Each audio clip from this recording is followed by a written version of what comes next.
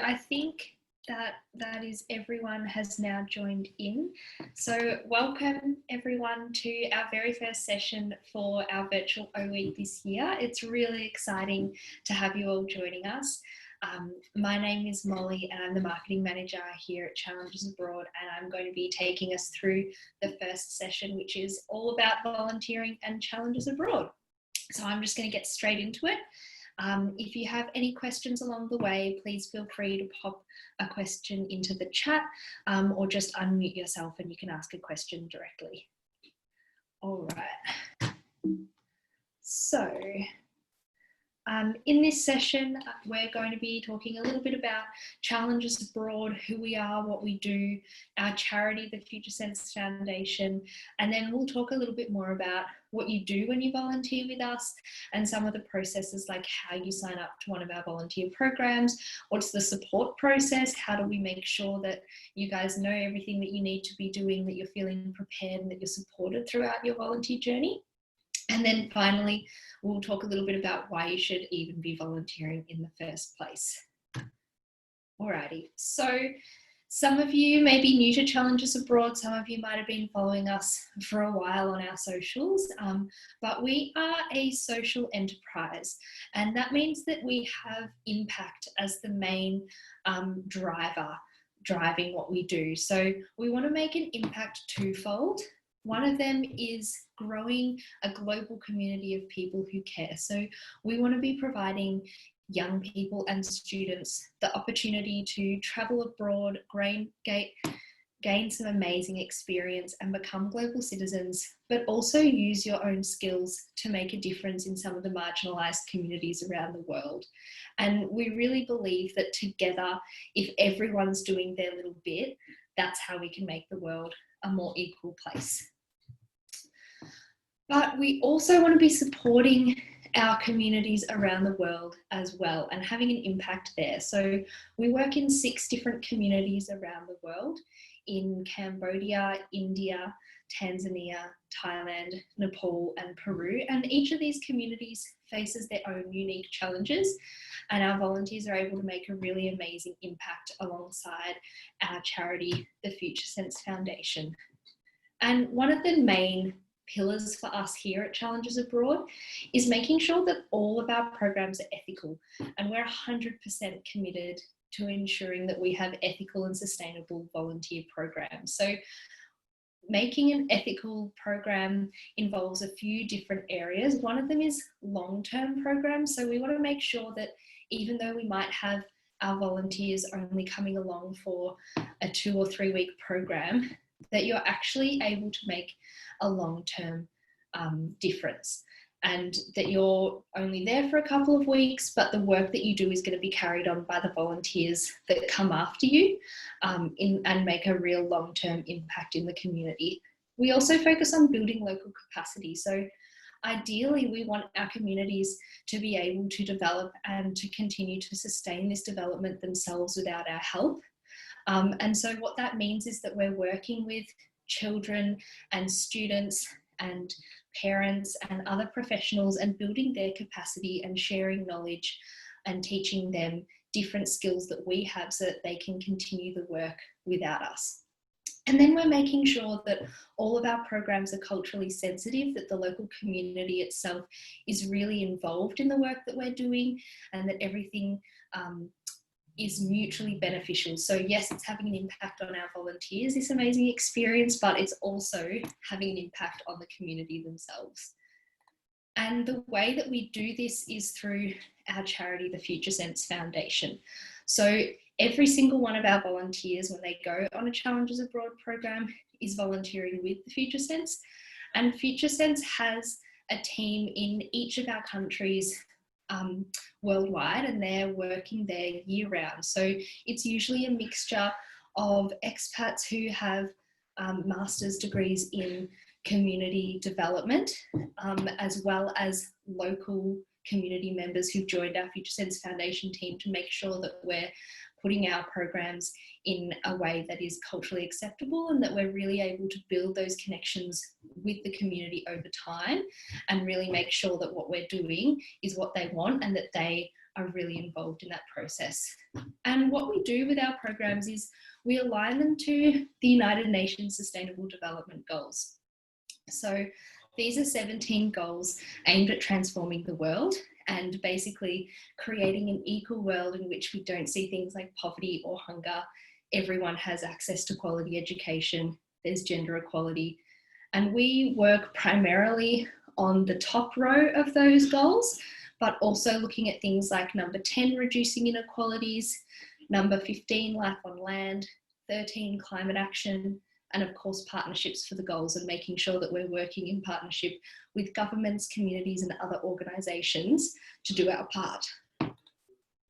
All right, so now that we've gone through that, I'm going to talk a little bit about volunteering overseas and what it actually involves.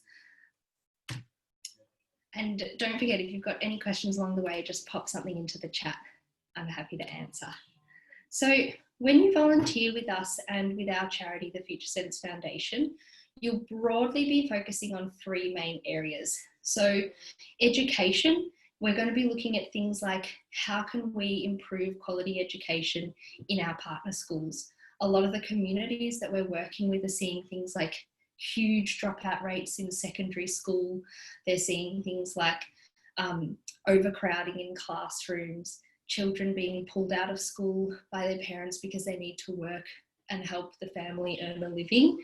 And we really want to help improve education quality, so engaging children in their education so that they and their parents are inspired to stay at school and not drop out, because we really see education as being how you can really break that poverty cycle and start to make a change. And then on our health programs, we're looking again at education and how can we share knowledge with the community to improve health outcomes. So we have our health promotion challenges, and a lot of them are focused on health education and covering things like basic hygiene and sanitation, girls and women's health, emergency and first aid care. A lot of different topics that here in Australia we're really lucky to know and to be taught throughout our schooling and be taught from our parents. A lot of the communities that we work in, this knowledge isn't there, and so we're seeing health systems completely overrun by simple preventative illnesses, where if we can spread some knowledge, we're both helping the health system and we're also helping people stay healthier so they can go to work and they can continue to provide for their families. And then lastly, we have the environment. And in the current climate that we're living in, we're seeing issues related to climate change all over our communities. This is things like extreme weather events, drought, earthquakes, floods, you name it. But we're also seeing challenges in our communities where the infrastructure isn't there. We have extreme problems with a lack of recycling. There's no access to clean water in some communities. There's no proper waste management systems. And so a lot of our challenges are working again in the education system to spread knowledge about recycling, looking after our environment, what is climate change, how can we live sustainably, and how can we do things in the local context to improve the environment and to combat climate change. So broadly, that's the three areas that you'll be working in. Signing up to one of our programs is a fairly simple process. I think the hardest part is probably choosing the program that you want to be involved in. So we have well over 20 different volunteering programs. They're based around those three areas that I was just talking about, and they're in each of our 6 different locations. So the first step is definitely to browse our programs. You can see them online on our website, and think about what your skills are, what your interests are, and where you'd like to be involved. So whether that's working in the education system, whether that's on a health program, or whether you really want to take climate action, they can help you narrow it down, and then you can look into the different countries that you would like to be traveling to as well. Once you've got a bit of an idea of what you'd like to do, you can then chat to one of our volunteering experts. So we're here to help you answer any of your questions along the way, maybe if you're tossing up between 2 or 3 different programs, we can talk through those, connect you with some of our volunteer alumni to chat about their experience and hear it straight from them to make an informed decision about which program would be best for you. And our experts can also talk to you about things like how you might be able to get credit towards your university degree and possible funding for this volunteer program. And then once you've worked that out, it's a simple process, just applying online. And as part of that, you'll then pay a $395 deposit, which comes out of the overall cost of your program. So our programs are ranging in price from $2,400 to $2,700 about there. And you can then pay off the rest of your program in installments. So you can choose whether you want to pay fortnightly, monthly, or quarterly to make that really manageable for you. And you can sign up as early as you want. So we have all of our 2021 programs already on our website, ready for you to sign up 18 months in advance if you would like, and make it easy to pay that off as you're working. And I will get to that question in terms of COVID flexibility in a second. So, supporting our volunteers, I think that's a really big one. And for most of our volunteers, this is the first time they've done something like this. We often have first-time travellers with us. And it's really an amazing experience if you haven't been overseas before. So once you've decided which program you've applied, you've paid your deposit, you'll be sent a welcome pack from our team. So that will be all about your challenge. It'll give you some really detailed information about who our Futuresense team is that's in the country, what you can expect your accommodation, your meals to look like, what you're going to be working on specifically, and some things to start preparing for before your program. You'll also be added to a private Facebook group that we have set up for all our volunteers that are going to be on your program on your dates. So that's a really great way for you to connect with everyone, ask questions, and it'll be moderated by our Challenges Abroad team. So there's always someone there to answer any questions that you might have. And we'll also be regularly posting little updates about what's happening in Cambodia, different things for you to read so that you can be culturally aware before you arrive. And we'll be sending you things like packing lists, country information packs, and staggering that out throughout between when you sign up and when you travel, so that you can bit by bit learn everything that you need to do and get prepared for your program. We'll also hold a couple of team meetings. So depending on how early you sign up will depend on how many team meetings you'll get to go to. Depending on what the COVID regulations are looking like, they might be virtual team meetings, and also depending on where everyone's based. So sometimes we have our programs where everyone might be based out of Brisbane. Sometimes we have people all over the country joining in, so it makes it easier to do that. And that's where we'll just make sure that everyone's on the same page, everyone has a chance to meet the other people that might be volunteering with them, and discuss different things like booking flights and whether people want to fly together or anything like that. And then finally, about 6 weeks before you travel, we will host a full pre-departure briefing. So this is where we go through your daily itinerary. You'll actually get to meet our country team who will be joining this meeting, and we'll go through everything you need to know to prepare, from what you should be packing to safety to what you should be budgeting. All those things we cover 6 weeks out. So it gives you a lot of time to get any last minute things together. And then finally, once you arrive at the airport at your destination, you'll have 24/7 support from our in-country team. So they pick you up from the airport and take you to the accommodation. They'll be staying nearby or with you at the accommodation, accompanying you to project every day, and just will be around to make sure that you're well supported, you know what's going on, and provide any assistance if you need. And they're also really handy to give tips like what you should be doing in your free afternoons and evenings, where you could go on your free weekend, and they're always around to help if anything arises. And finally, I just want to cover a little bit about why you should volunteer in the first place, because I think that's a really important one. And it's good for you guys to know that whilst you will most certainly be working and helping our communities immensely and really giving back, you'll also be gaining a lot of this yourselves. And I think that's really important to know that volunteering is definitely a mutually beneficial thing and can really set you up for the rest of your life. I think the first one is stepping out of your comfort zone. So going into a developing country, you're going to be challenged all the time, whether it's something simple like the fact that in many of our countries you don't actually flush your toilet paper down the toilet, you put it in a bin, whether it's getting used to having just cold showers, whether it's getting used to a different cuisine, whether it's getting used to tuk-tuks and unsealed busy roads that are quite chaotic. You'll be really pushed to step out of your comfort zone. But it's not until we step out of our comfort zone that we really learn what we're capable of, and can really grow from that experience.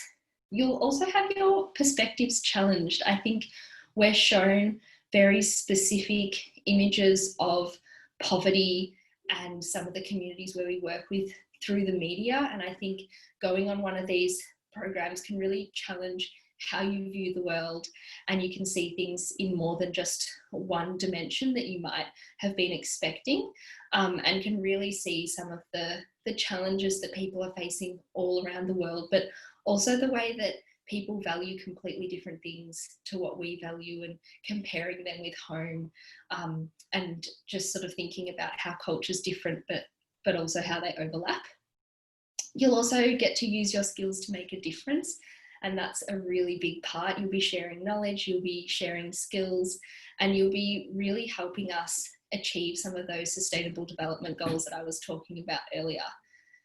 And then finally, it's a different kind of work experience. So it's very, very different to doing an internship or doing a work placement here in Australia, somewhere where you're comfortable, somewhere where you know. This is the sort of experience that's going to give you lots of employability skills, like what to do when you're under pressure, how to cope with that, how to work in a team, how to communicate across a language barrier, all those things that employers are really looking for and that will really set you up for future study or future work. And then I thought I would just talk about this one testimonial that we have from one of our volunteers in Cambodia, who says, "The month we spent in Cambodia was beyond amazing, both personally and as a group. The time spent in the community working was by far the most rewarding and humbling experience of my life. I can't wait to come back to Cambodia to see the amazing people and hopefully help further." And I think that really sums up what the experience is like. You get to give back, you get to volunteer and meet a whole new group of people, and you also grow so much personally, and it ignites that travel bubble. So you'll definitely be wanting to continue traveling once you've done your first volunteer trip, whether that's volunteering again or just traveling after that. Alrighty, now before I move on, do I have any questions? I'll just check the chat.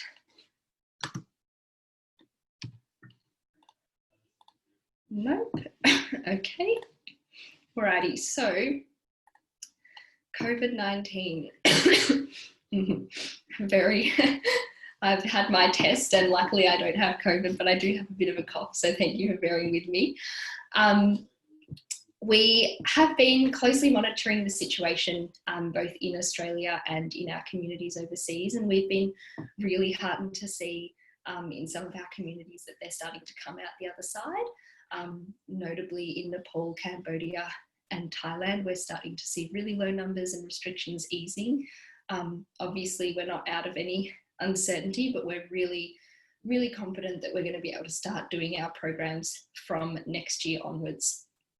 But to help cope with that, we've introduced a few flexibility options. So, excuse me, if you do sign up to book onto one of our programs and you've set it for, say, the middle of next year, and things roll around and for whatever reason you are unable to travel on that program, we've got a few different options. So no change of date fees. You can change your program to later in the year.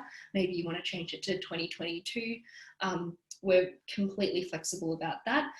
Or if it's simply a matter of the destination that you're wanting to travel to, or the type of program that you're on, we're more than happy to work with you to swap you over to a different program that might be happening at the same time, but is potentially in a different location.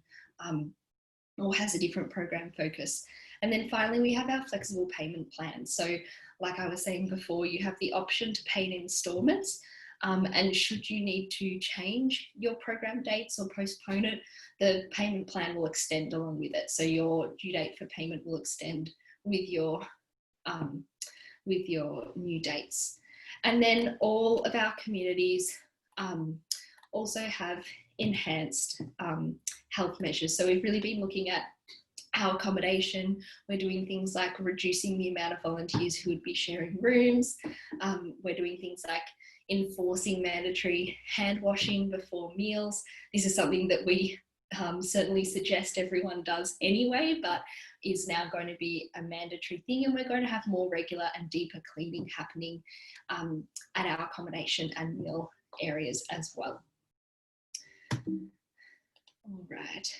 And then finally, if you would like to know more about volunteering and the different programs that we have available for you, there are a few different things that you can do. So the first is to book a call with one of our experts, and I've just popped the link in the chat for that so that you can all access that. So you can book in a time that suits you to talk to one of our volunteering experts and work out which program is perfect for you. You can also visit our socials. So we're on Instagram, Facebook, and YouTube.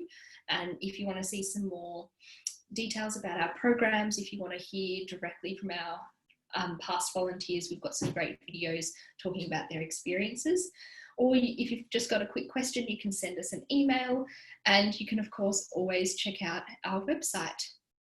And then finally, I would just like to mention that we do have an exciting new virtual internship that is going to be launching very soon. So if you would like to make an impact with us before travel gets the go ahead again, keep an eye out for that, because it's going to be a really amazing opportunity to make a difference from home. And that takes me to the end of the session. So I'll just hang around in case anyone has any more questions, but otherwise, thank you very much for joining us today. And I hope you enjoy the rest of the sessions that we've got planned this week. We're going to be talking a little bit about where we work in more detail, how you can get credit for volunteering, and some of our challenges in more specific details. All right, thank you everyone. I hope you have a wonderful day.